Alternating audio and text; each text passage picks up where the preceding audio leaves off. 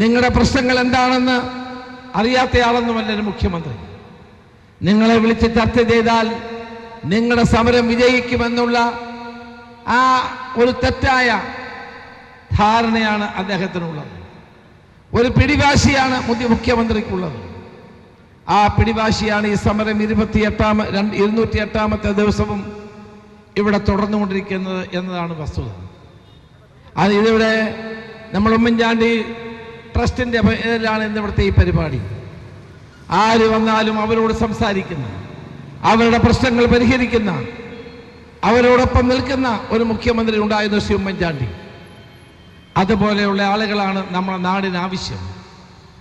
ആ ഉമ്മൻചാണ്ടി ട്രസ്റ്റിന്റെ നേതൃത്വത്തിൽ ശ്രീ വിൻസെന്റ് ഇങ്ങനെ ഒരു പരിപാടി ഇവിടെ സംഘടിപ്പിച്ചത് ഏറ്റവും നന്നായി എന്നാണ് എൻ്റെ അഭിപ്രായം.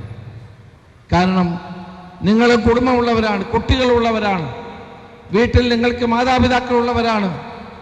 ഓണമെന്ന് പറയുന്നത് നമ്മളെല്ലാവരും കുടുംബമായി ഓണമുണ്ണുകയും ഓണക്കോടി ധരിക്കുകയും ചെയ്യുന്ന ഏറ്റവും മഹനീയമായ ഒരു ദിവസമാണ്. ആ ദിവസത്തിൽ പോലും സെക്രട്ടേറിയറ്റ് പഠിക്കൽ നിരാലംബരായി ഇവിടെ നിന്ന് സമരം ചെയ്യേണ്ടി വന്നത് ഈ സർക്കാരിൻ്റെ പിടിവാശിയും ധിക്കാരവും ധാർഷ്ട്യവും കൊണ്ടൊന്നും മാത്രമാണ്.